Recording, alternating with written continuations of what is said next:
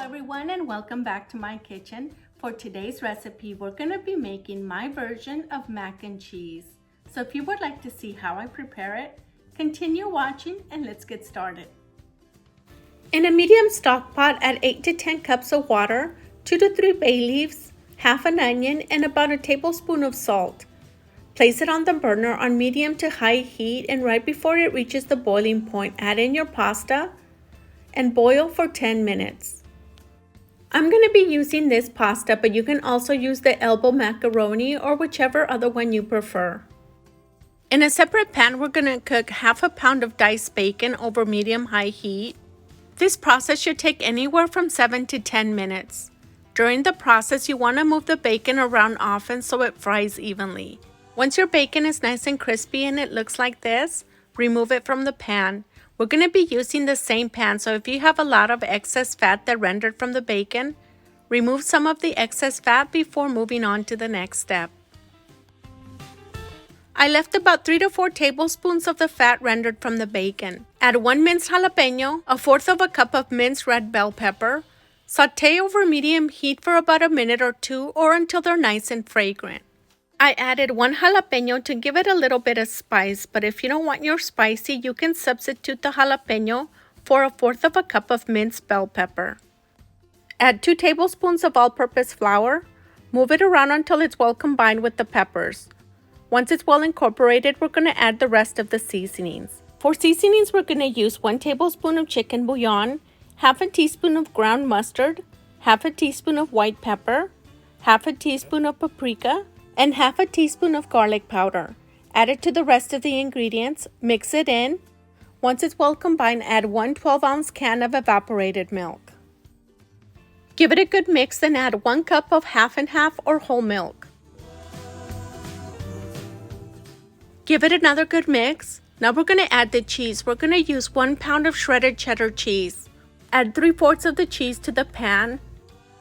And the remainder of the cheese we're going to set aside for the topping later on.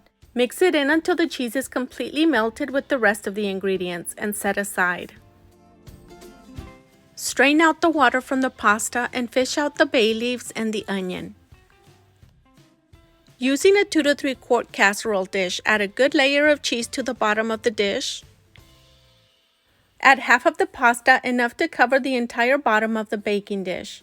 Add another layer of cheese. Add half of the bacon bits. Add the remainder of the pasta and the rest of the cheese.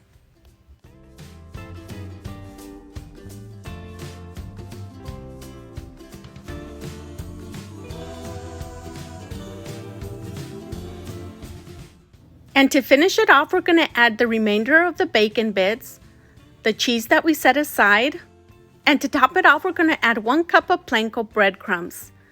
The Panko breadcrumbs is going to give it a nice crispy topping to the mac and cheese.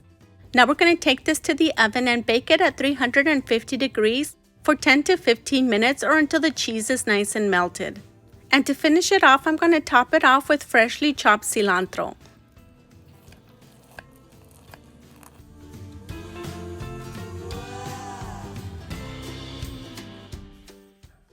And now for my favorite part, the taste test.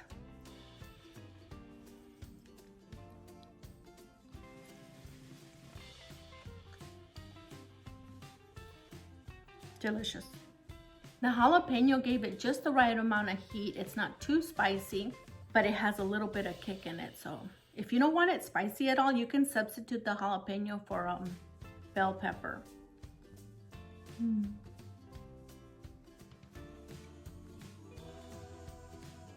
If you guys watched this entire video, thank you so much, and I'll see you in our next video. Oops. Nothing goes to waste.